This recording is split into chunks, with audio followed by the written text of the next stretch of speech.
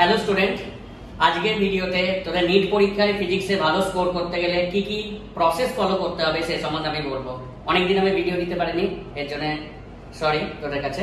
আবার আমি regularly video দিতে থাকবো। এর পরেও যে সিরিজটা আসবে সেটা চ্যাপ্টার ওয়াইজ কোন কোন চ্যাপ্টার থেকে কত কি কোশ্চেন আসবে সে সম্বন্ধে বলবো। তারপরে আমি বিভিন্ন চ্যাপ্টার ডিটেলে আমি যাব।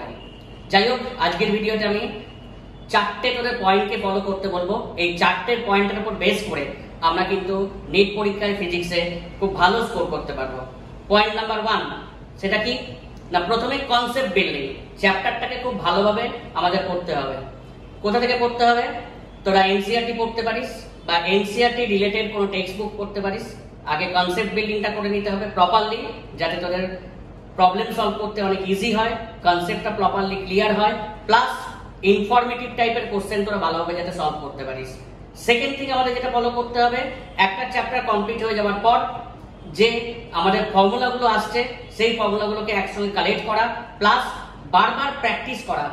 এমনভাবে প্র্যাকটিস করতে হবে যাতে তুই কোনোভাবেই না ভুলে যাস বা ফ্র্যাকশন অফ সেকেন্ডে তুই রিকল করতে পারিস।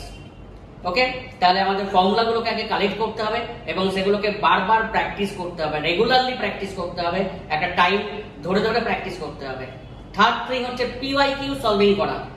এমনি কোনো ভাটের এমসিকিউ সলভিং না, আমাদের পিওয়াইকিউ সলভিং এর উপর আমাদের ভালোভাবে স্ট্রেস দিতে হবে। নিটের তো আছেই, প্লাস বিভিন্ন কম্পিটিটিভ এক্সামের যে কোশ্চেন্স গুলো এসছে ফিজিক্সে সেইগুলো প্রপারলি আমাদের সলভ করতে হবে এবং কি কি আটকাচ্ছে সেগুলো আমাদের দেখতে হবে, বা সলভিং এর সময় যে যে আমাদের ডিফেক্ট গুলো আসছে সেগুলোকে আমাদের মার্ক করে রাখতে হবে, যাতে প্রপার পরের বার তোরা সলভিং করতে গিয়ে ওই সেম ডিফেক্টের উপর না মানে করিস আর কি, সেম ডিফেক্ট বা সেম ভুল না করিস।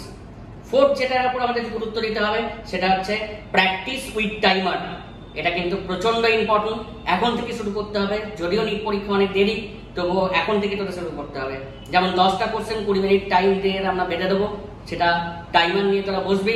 প্রথমে দেখবি 10টা কোশ্চেন 20 মিনিটে সলভিং করতে পারলি না, হয়তো 2 বা 3টে করতে পারলি। আর আস্তে আস্তে দেখবি 3 থেকে 4 মাসের মধ্যে যদি এখন থেকে শুরু করিস তাহলে দেখবি 10টা কোশ্চেন তোরা উইদিন 20 মিনিটসে সলভ করতে পারছিস।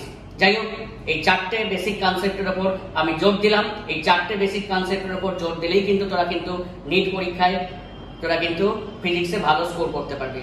নেক্সট ভিডিওতে আমি যেটা আসবো সেটা হচ্ছে ক্লাস 11 এন্ড ক্লাস 12 কোন কোন চ্যাপ্টার থেকে কি কি টাইপের কোশ্চেন আসবে বা কোন কোন চ্যাপ্টারের উপর কত মার্কসের কোশ্চেন আসতে পারে বা কটা কোশ্চেন আসতে পারে আমি তার উপর করবো।